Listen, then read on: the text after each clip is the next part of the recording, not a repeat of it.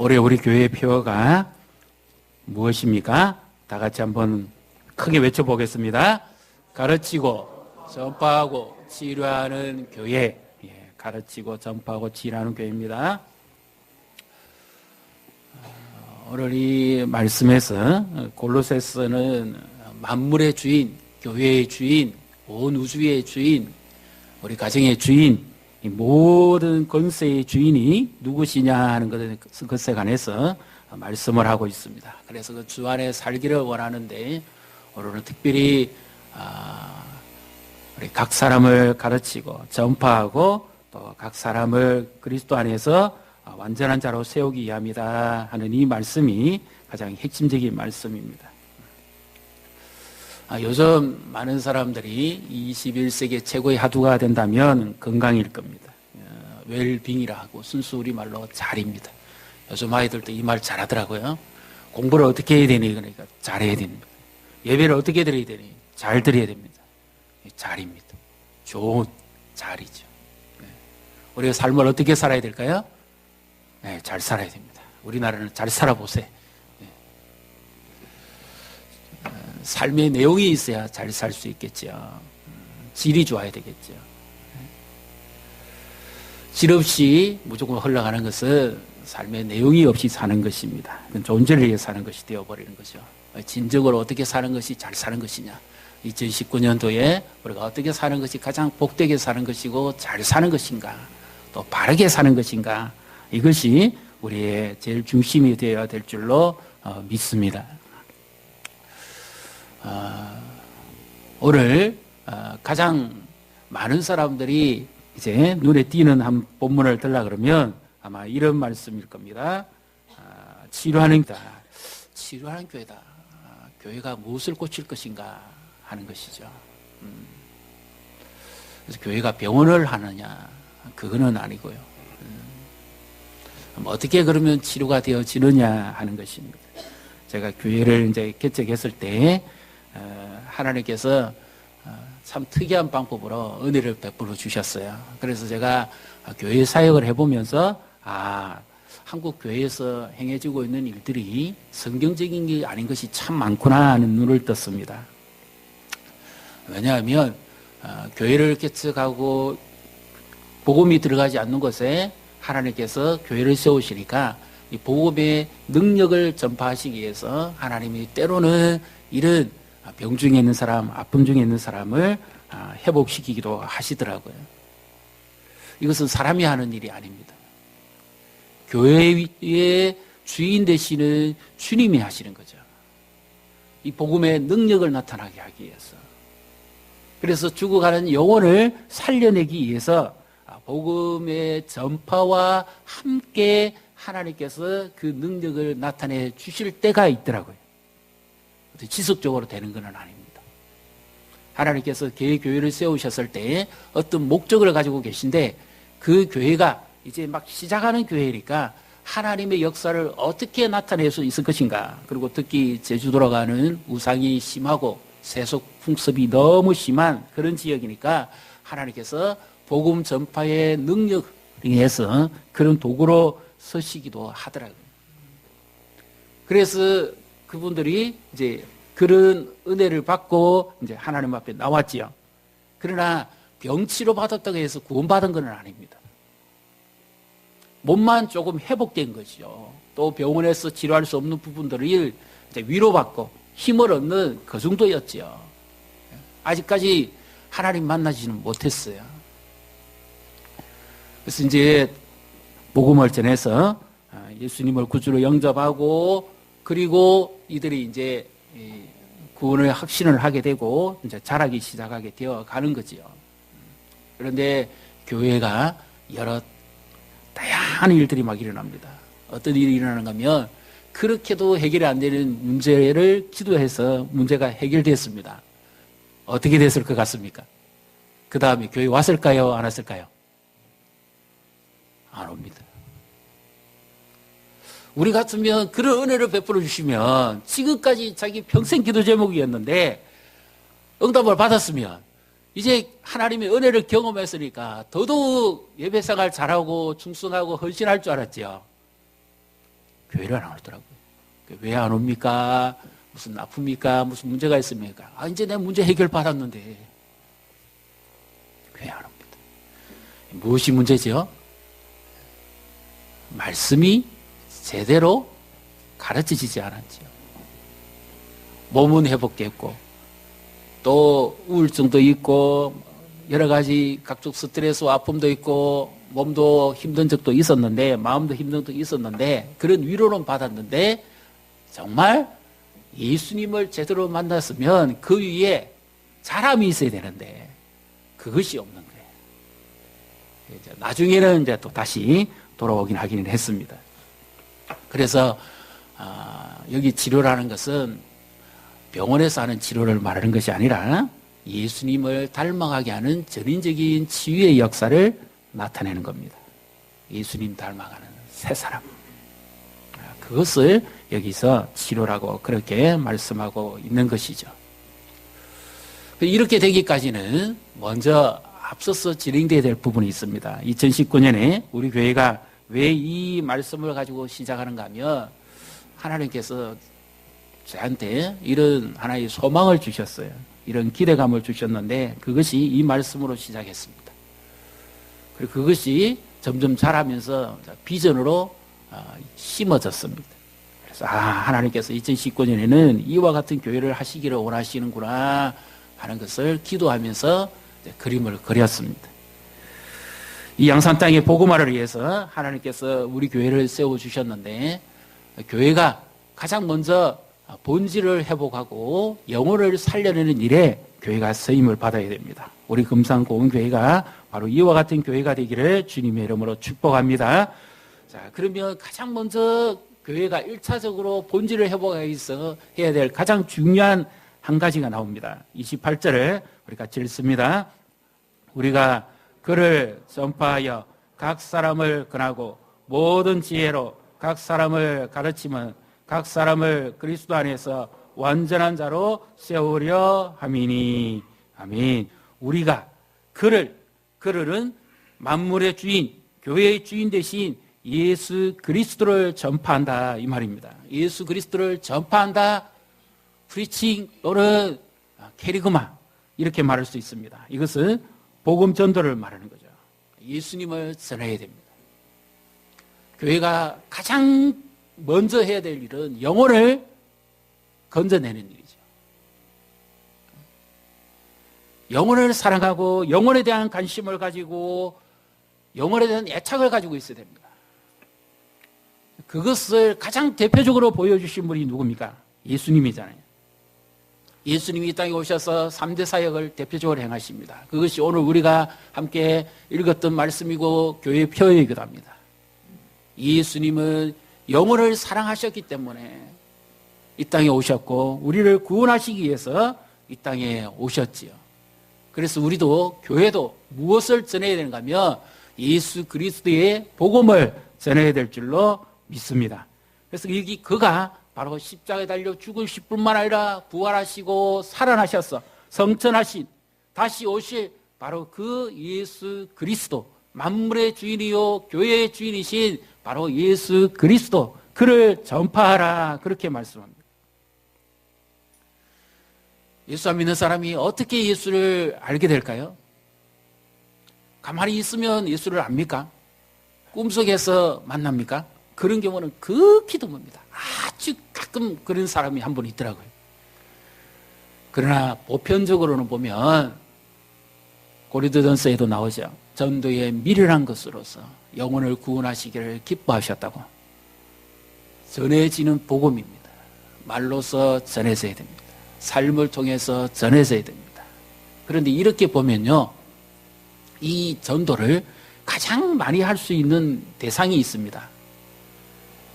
목회자가 많이 할 수 있을까요? 선교사가 많이 할 수 있을까요? 아니면 우리 성도님들이 제일 많이 할 수 있을까요? 전도는 누가 제일 많은 대상을 확보하고 계실까요? 예. 목회자는 만나는 사람이 한정적입니다. 교회 안에 있는 사람 주로 만나겠지. 그리고 교계에 있는 사람도 주로 만나겠지. 그러나 우리 성도님들은 제각기 직장이나 지역 사회나 집 주변이나 또 내가 관계하고 있는 사람들이 다 교회 안에 계신 분도 있지만 대부분 교회 밖의 사람들이 많은 이렇게 접촉을 하게 될 겁니다. 그러면 그들에게 우리 교회가 제대로 이 복음을 전파하는 사명을 감당하려고 하면 목회자 한 사람이 쫓아가서 일일이 복음을 다 전할 수는 없어요. 그것은 확률적으로 굉장히 낮습니다. 그러면 사회 전반적으로 시장에서 장사하시는 분부터 시작해서 상업을 하시고 또 공무원이나 기업이나 여러 다양한 계층의 사람들을 만날 수 있는 대상은 우리 성도님들입니다. 우리를 통해서, 나를 통해서 예수 그리스도가 전파되어지도록 하기 위해서 주님께서 나를 부르시고 구원하셨다는 사실을 믿으시기를 바랍니다. 예수님이 나를 구원하신 것은 구원 그것이 아니라 그 이후에 맏아들 되시는 예수님을 똑같이 닮아갈 수 있도록 나에게 복음을 전하게 하고 그리고 성숙하도록 하기 위함이구나. 이것이 하나님께서 우리를 향해 가지고 계신 목적이고 교회를 세운 목적입니다. 그래서 각 사람에게 이것이 전파되어져야 된다 하는 것입니다. 각 사람에게. 예수님도 사역하실 때 보면 특별한 인물을 선택하시지 않았죠. 고기 잡는 어부들, 손가락질 당하는 세리들, 계층은 완전히 다릅니다. 그러나 가장 밑바닥 인생부터 시작해서 고급 관리에 이르기까지 예수님도 다양한 사람들을 찾아가셔서 만나시고 복음을 전하셨죠. 예수님의 관심이 한 사람 한 사람이었습니다. 모든 사람 한 사람 한 사람. 여기서 각 사람이라는 것은 모든 사람을 말하는데요. 한 영혼에 대한 애착을 예수님이 얼마나 강하게 가지고 계셨는지 예수님은 이렇게 말씀하셨죠. 한 영혼이 천하보다 귀하다. 한 영혼을 위해서 예수님은 오셨습니다. 그렇다면 그 한 영혼은 누가 될까요? 예수님은 바로 내 한 영혼을 위해서 예수님은 이 땅에 오신 겁니다. 믿습니까? 나를 구원하시기 위해서 하늘의 영광의 보좌를 버리고 이 땅에 오신 거죠. 한 사람이 얼마나 중요한 거죠. 우리 교회학교의 교사들 신년에 새롭게 반을 맡고 가르침을 맡았는데 부담도 되실 겁니다.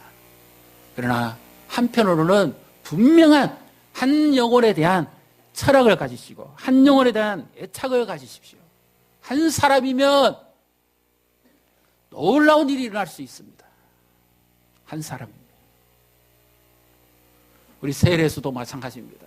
내가 몇 사람을 세론을 맡아서 섬기느냐 이것이 아니라 한 사람 한 사람은 제각기 다 다른 분들이고 그 한 사람 한 사람에 대한 애착과 열정만 있으면 세일 모임도 활성화되어 줄 수 있습니다. 죄송하지만 제가 또 이야기를 합니다. 개척을 하고 그 중학교 2학년짜리 한 명을 이제 교회에 처음 만났습니다. 그런데 이 아이를 매주일 사무실에서 예배에 올라가기 전에 중고등부라고 해서 가르쳤습니다. 한 1년을 가르치니까 이제 그 사무실이 자리가 비좁을 정도 되더라고요. 그 사무실이 자리가 비좁을 정도 돼서 그 다음 해에 하나님 이제는 본당에 올라와서 예배드리게 해주세요 그랬거든요. 교사들도 열심히 하고 그래 하다 보니까 이제 그 다음에는 본당에 올라갔습니다. 보십시오. 한 영혼을 무시해 갖고는 아무 일도 안 일어납니다. 한 영혼밖에 안 오니까 예배 안 드리지. 그 아이가 안 오면 예배는 안 드리지는 그러면 됩니까? 아닙니다. 예배는 누가 받으시죠? 하나님이 받으십니다. 말씀은 무엇을 가르칩니까? 하나님의 말씀을 가르칩니다. 한 사람밖에 안 왔다고 해서 야 오늘 놀자. 이거는 있을 수가 없습니다. 그 한 영혼이 앞으로 자라서 어떻게 될지 어떻게 해야 합니까? 그래서 가르치는 자에게 한 영혼이라는 것은 생명을 내놓을 수 있는 철학이 있어야 됩니다. 이 한 사람 때문에 내가 시간을 투자하고 한 사람 때문에 열정을 쏟고 한 사람 때문에 내가 헌신하는 거 결코 헛되지 않는 줄 믿으시기를 바랍니다. 예수님 보십시오. 그 문제 많은 베드로를 보고 갈대 시몬입니다. 원래 이름은 요한의 아들 시몬이잖아요. 갈대입니다. 바람 불면 사정없이 흔들리는 그 시몬을 보고 예수님이 베드로라 그랬으니까 상식적으로 이해가 됩니까? 근데 예수님은 갈대인 베드로를 보고 가르치시지 않았고 앞으로 변화되어서 개바가 될, 반석이 될 베드로를 보고 가르치신 겁니다. 하나님의 말씀에 능력이 있기 때문이죠. 그래서 우리가 여기에 대한 하나님의 말씀에 대한 확신을 분명히 가지고 있어야 됩니다. 나를 구원하신 이 복음의 능력, 십자가의 능력, 이 말씀이 사람을 변화시키고 이 말씀이 성령의 능력을 인해서 공동체를 세우고 이 말씀이 교회를 세우고 이 말씀이 세상을 변화시키는 줄 믿으시기를 바랍니다. 그래서 여기 각 사람은 나를 포함해서 모든 한 사람은 한 사람이에요. 그래서 2019년에 우리 금산고원교회가 하나님의 말씀의 능력을 나부터 체험하고 그리고 우리 기관에서나 교육 기관에서나 세일에서나 우리가 모일 때마다 하나님의 말씀을 나누고 하나님의 말씀을 가지고 기도하고 하나님의 말씀을 가지고 교제할 때 하나님께서 우리에게 그때에 맞는 은혜를 주실 것이고 위로를 주신다는 사실을 믿으시기를 바랍니다. 어떤 것으로 우리가 교제할 수 있을까요? 세상 이야기 가지고는 계층이 다르기 때문에 마음이 하나가 될 수 없습니다. 그리고 관심이 다르기 때문에 결코 마음이 하나가 안 됩니다. 그렇기 때문에 교회가 하나가 안 되는 거랑 마찬가지예요. 그 공동체가 하나가 안 됩니다. 오직 하나가 될 수 있는 것은 예수 그리스도의 십자가입니다. 이 복음을 가지고 하나님의 말씀을 가지고 한 주 동안 하나님이 나에게 이런 은혜를 주셨습니다. 이런 말씀을 나누고 그리고 오늘 예배에서 들었던 말씀을 내가 깨달았던 말씀을 가지고 서로 나누고 기도하고 이렇게 할 때 소수의 사람이 모일는지는 모르지만 하나님은 그 가운데도 함께 하시고 말씀의 능력은 그 가운데도 나타난다는 사실을 믿으시기를 바랍니다. 그리스도의 사람으로 각 사람을 세워가는 것이요. 각 사람을 가르친다 이렇게 표현했지 않습니까?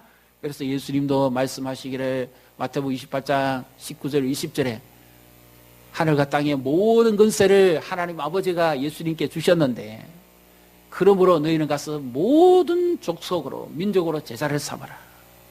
그리고 아버지와 아들과 성령 이름으로 세례를 주고 내가 너희에게 가르쳐 지켜 행하게 한 그것을 그들도 지켜 행하게 하라. 바로 이 가르침이죠. 티칭입니다.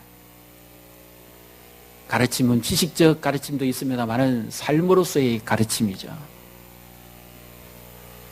예수님을 닮아가는 사람, 그런 사람으로 세워가라는 것입니다. 여기는 지속적인 가르침을 말하는 것입니다.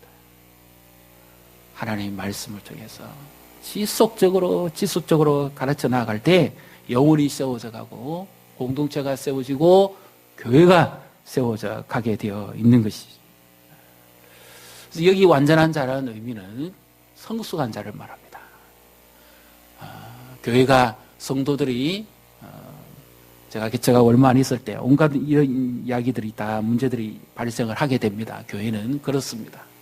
그런데 성숙하면 문제를 회복할 수 있는 자생력이 있어요.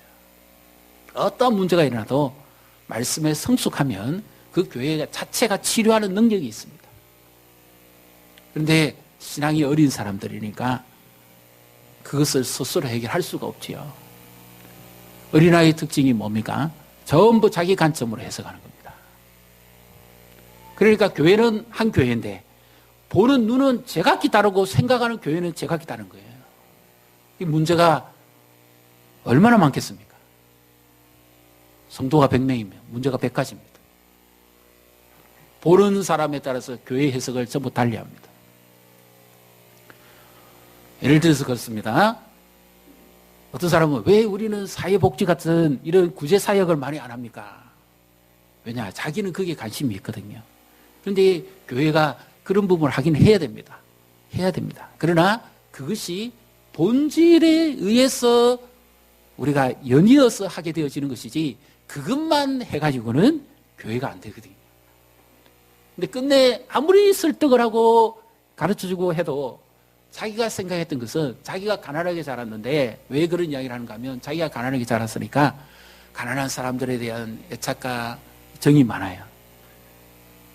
근데 그건 참 좋은 거지요. 긍휼의 은사가 있으니까 참 좋은 거 아닙니까? 그런데 이것을 우리 교회가 같이 할 수 있도록 기반이 마련되어지고 그래서 조금씩 우리가 확장해 가면 좋은데 이 사람의 주장은 그것이 아니었던 거죠. 왜 교회가 전반적인 사역에 있어서 이만큼의 이런 사역을 하지 않느냐. 그것이 자기의 늘 의문점이었고 채워지지 아니하는 한 부분이었습니다. 그러면 어떻게 되겠어요? 교회의 전체적인 사역을 따라서 연계해 주어서 섬겨주면 참 좋은데 계속 이것을 주라고 해버리면 끝내는 교회는 똑같은 교회지만 사역의 방향에 따라서 교회는 제각기 다른 곳으로 가버립니다. 끝내 그분은 그 교회를 나갔어요. 자기가 순화하는 교회는 그런 교회거든요. 그런데 성경을 잘 보십시오. 무엇이 문제입니까? 말씀의 부재죠. 하나님이 말씀에서 무엇을 하기를 원하시는가? 일이나 사역보다도 이 말씀에서 지금 무엇을 강조하고 있습니까? 완전한 자를, 사람을 세우는 것이 가장 중요한 교회 사역이다. 일은 누구나 할 수 있습니다. 그러나 사람이 준비되어야 됩니다. 예수님도 마찬가지입니다. 예수님이 제자를 세우실 때 일부터 먼저 맡기시지 않았어요. 사람을 먼저 변화시켰죠. 예수님이 오늘은 전도하러 가보자. 오늘은 기도회는 이렇게 하는 것이야. 자, 펴라. 1장 1절. 기도는 이렇게 안 가르치셨다는 겁니다. 예수님은 사람부터 변화시켰습니다. 그의 성품과 인격을 변화시킨 난 다음에 예수님이 사역을 맡긴 거죠. 그래서 교회도 마찬가지입니다. 가장 교회에서 우리가 예배하는 대상은 하나님이지만 교회에서 제일 귀중하게 생각해야 될 사람입니다. 사람. 건물이 아닙니다. 조직도 아닙니다. 사람입니다. 예수님이 핏값으로 건지신 한 영혼, 한 사람입니다. 그 사람이 가장 교회에서는 중요합니다.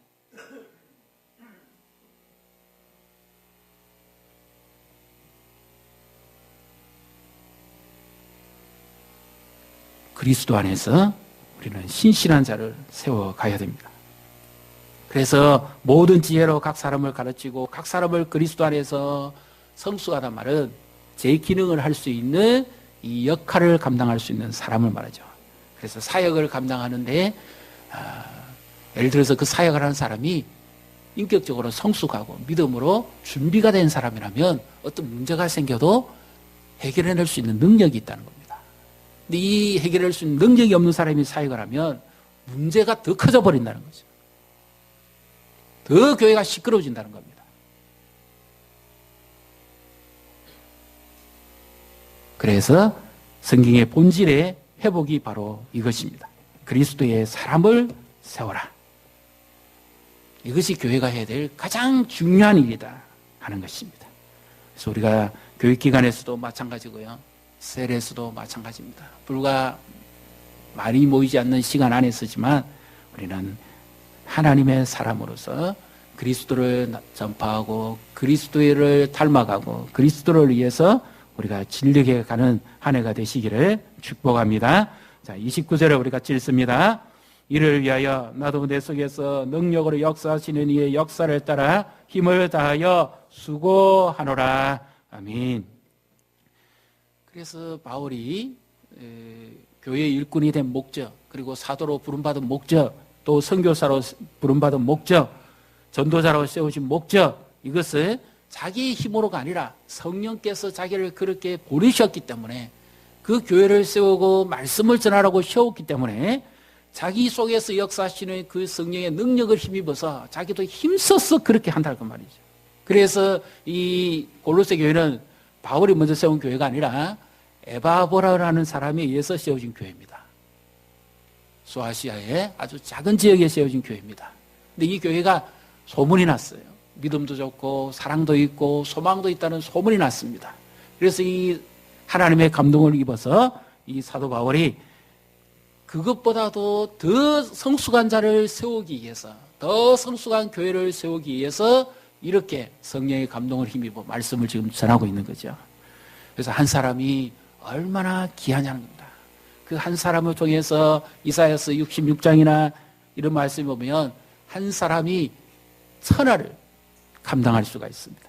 한 사람이 1000명을, 그리고 약하다 할지라도 그 한 사람이 강한 민족을 이룰 수 있습니다. 아브라함 보십시오. 한 사람에 의해서 민족이 세워지지 않습니다. 그 가정에 하나님의 복음이 능력이 임하면 나로부터 시작해서 계보가 이어지는 거죠. 그리고 나를 통해서 줄줄이 신앙의 맥이 이어져 가는 거죠.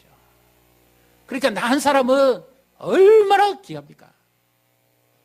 내가 예수를 믿고 신앙의 첫 이 선두주자가 됐습니다. 나 이후부터 계속해서 자손들이 예수를 믿고 이 신앙의 계보를 이어간다면 나는 성경에 기록된 아브라함은 아니지만 나는 하나님 보시기에 나는 예수님에 의해서는 영적인 아브라함과 같은 존재입니다. 얼마나 귀합니까? 우리 교회 학교 나온 어린애 하나, 유치부에 나온 어린애 하나, 말도 제대로 못하는 영아부에 있는 아이들 하나, 그 한 영혼에 하나님의 말씀이 심겨지고 그 한 영혼에 하나님의 은혜가 임한다며 이 아이 하나가, 이 어린아이 하나가, 이 아기 하나가 앞으로 자라서 하나님 나라에서 얼마나 크게 쓰임받을 수 있을까요? 그래서 우리 교회가 사람을 키워가고 일꾼을 세워가고 영혼을 사랑하고 하나님의 나라를 확장해가는 이런 2019년에 이와 같은 놀라운 은혜가 함께 하시기를 주님의 이름으로 축복합니다.